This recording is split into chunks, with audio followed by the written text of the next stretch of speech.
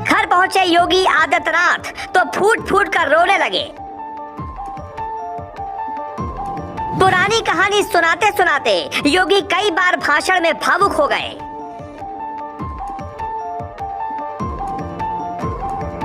गांव में योगी को देखकर बोला उत्तराखंड, देखो देखो कौन आया, शेर आया, शेर आया।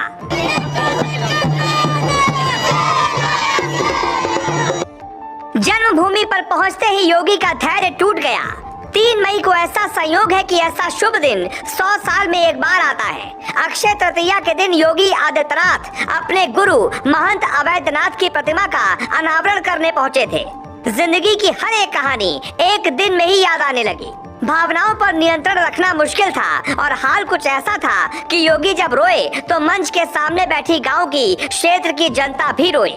योगी को लोगों ने ठीक से तब देखा था जब योगी ऐसे थे। ये पहला मौका था जब वो सुकून से योगी को देख रहे थे। योगी उसी स्कूल में भाषण दे रहे थे जहां से उन्होंने 9वीं तक पढ़ाई की थी।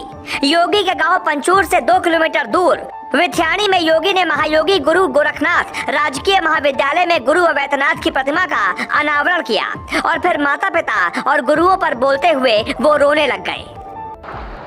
आज पूज्य महंत अवैधनाथ जी महाराज की मूर्ति का यहाँ पर स्थापना का कार्यक्रम संपन्न हुआ है। मेरे लिए ये व्यक्तिगत रूप से गौरव की बात है कि मैं अपने पूज्य गुरु को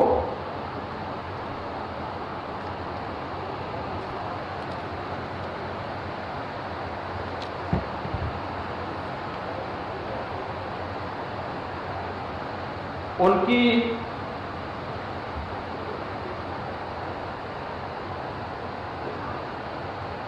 जन्मभूमि पर मैं सम्मान दे पा रहा हूं और मुझे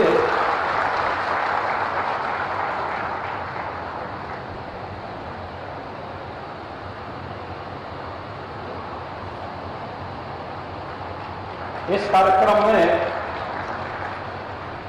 उत्तराखंड सरकार ने बुलाया।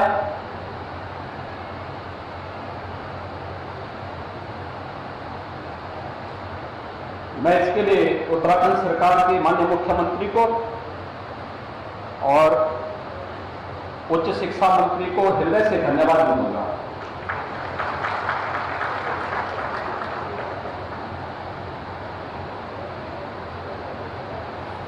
भाइयों बहनों, आज मेरे लिए और भी गौरव का विषय है कि यहां पर मुझे अपने स्कूली गुरुओं का भी सम्मान करने का सौभाग्य प्राप्त हुआ। मैंने पहली से 9वीं क्लास तक यहां पे पढ़ा था, आंगर में चमकोट थाल में। 9वीं क्लास के बाद मैं अपने पिताजी के साथ चला गया और मुझे आज इस बात का दुख है कि बहुत सारे ऐसे हमारे उस समय के गुरुजन जो आज नहीं हैं। योगी जब अपनी मां से मिलने पहुंचे तो मीडिया को गांव से 2 किलोमीटर दूर ही रोक दिया गया।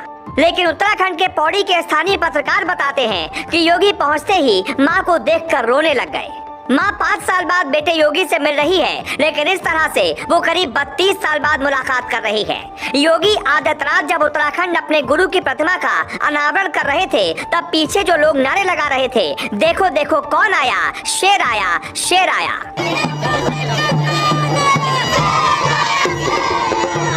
एक लड़का घर से निकलता है, कुछ सालों बाद घर वालों को पता चलता है कि वो सन्यासी बन गया, फिर नेता बना और यूपी जैसे विशाल राज्य का सीएम बना। जनता को इन सबसे ज्यादा नाज है योगी के राजनीतिक स्टाइल पर, उनकी ईमानदारी पर। उत्तराखंड को गर्व है जो बेटा भारत में नाम रोशन कर रहा है, उनकी जन्मभूमि उत्तराखंड का है।